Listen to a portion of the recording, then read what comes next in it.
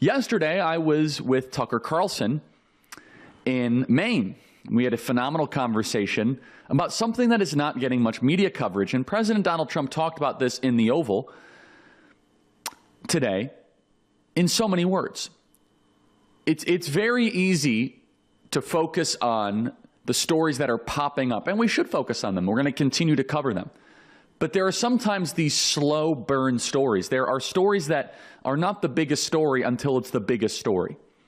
One of them is the fact that younger people have had their livelihoods and their futures intergenerationally stolen from them.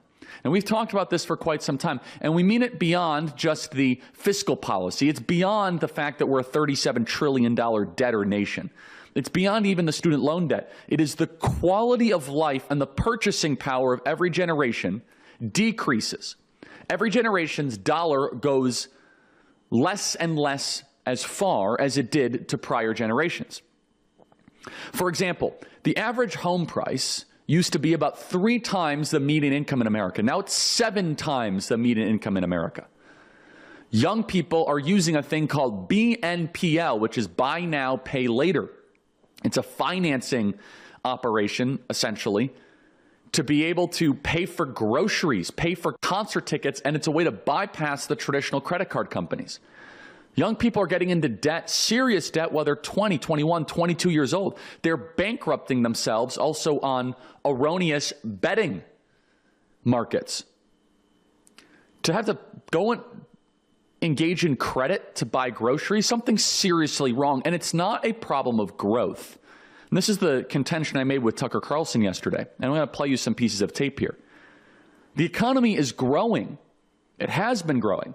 And again, this is President Donald Trump's one of his great challenges, and I think he's going to get it done. But boy, this is generational stuff, which is the economy is growing. We have problems that would be, and that you would most imply based on the data in front of us, is if the economy was shrinking. Here's part of my conversation yesterday with Tucker Carlson. You can listen to the entire conversation on our YouTube channel in an annotated way, and also on the Charlie Kirk Show podcast page, but of course, most importantly, on the Tucker Carlson podcast page. Let's play cut 317.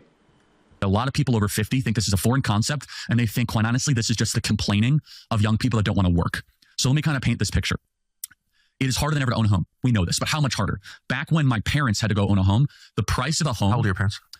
They're early 70s, so late 60s, early 70s.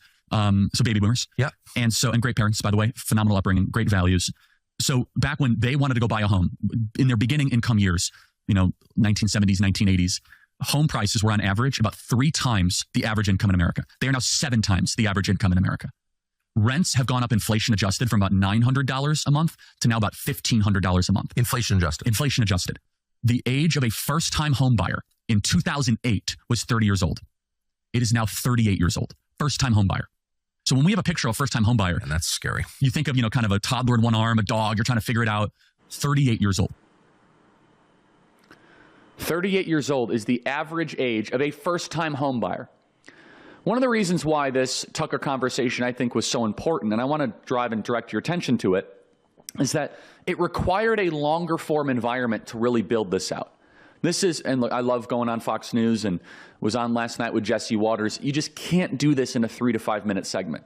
There's so many complexities and depth and nuances to this. And so in the longer form, deep dive environment, we were able to paint a picture that if you have a generation that does not own stuff, then all of a sudden, political radicalization starts to seep in. I have a question for all of you in the audience, and this should hammer it home. It's from my friend Frank Turek, and I told him as soon as he said it, I said, I'm going to steal this one, Frank. When was the last time you washed a rental car? When you rent a car from Hertz or from Avis, do you wash it? Do you go get the oil checked on that rental car? Of course not. It's not yours, and you know it.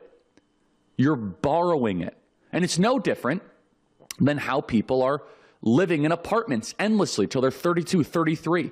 They have 2 kids and they have to rent because the access to the housing market is so impossible. Now, President Donald Trump in the Oval today talked about how people cannot buy homes because interest rates are too high. And he's exactly right. People say all the time, well, Charlie, what is the solution? Because we talked about the problem at length with Tucker Carlson yesterday.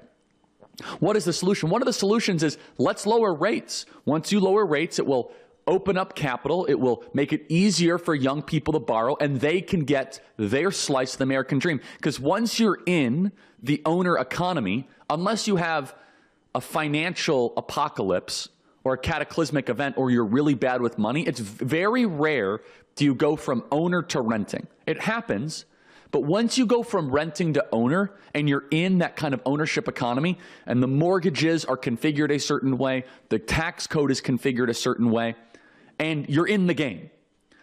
And what's happened is an entire generation, they're making their landlords rich, and they're experiencing none of the upside of this economy. Zero, nada, none of it. And President Donald Trump said this in the Oval. What cut is the president in the Oval here? I'm trying to see which one it was. In the Oval, President Trump says, we need to cut rates. Play cut 319. If you look at those papers, they have them stone cold, and it was President Obama. It wasn't lots of people all over the place. It was them too. But the leader of the gang was President Obama, Barack Hussein Obama. Have you heard of him? And except for the fact that he gets shielded by the press for his entire life, that's the one they look. He's guilty. It's not a question. You know. That's a very important topic that we are going to cover. President Donald Trump talking about Barack Hussein Obama potentially being guilty of treason. But the one I wanted is how President Donald Trump was talking about Jerome Powell, too late Jerome Powell, and how high interest rates are a barrier to entry for so many young people in this country. But how they are not able to enter the housing market. And this is why the Tucker Carlson conversation is so important. Let me play another piece of the Tucker conversation here. Let's play cut 318. Generation is getting weaker. So your dollar is actually going less and less as far as it has year over year. So then what is the consequence of this? So you have a generation that is renting a lot more than it's owning. So when you do not own something, why would you defend it? So you find then political radicalization start to seep in, because an entire generation is getting routinely cynical year over year as their net worth either stays at zero or goes into negative. Now, my question for every Republican senator and congressman watching this, if you do not know these four letters, then you are not doing your job. BNPL. Do you know what that means? No clue. Buy now, pay later. Buy now, pay later is how 60%, according to surveys, of Generation Z is paying for things month to month. There is a debt-financed generation, credit-financed generation that's happening below the surface. It is a debtor nation. And you have an entire population, generation, that is on the outside looking in. And that is a prerequisite for a political revolution if we don't turn renters into owners. For full shows, live and on demand, it's Salem News Channel.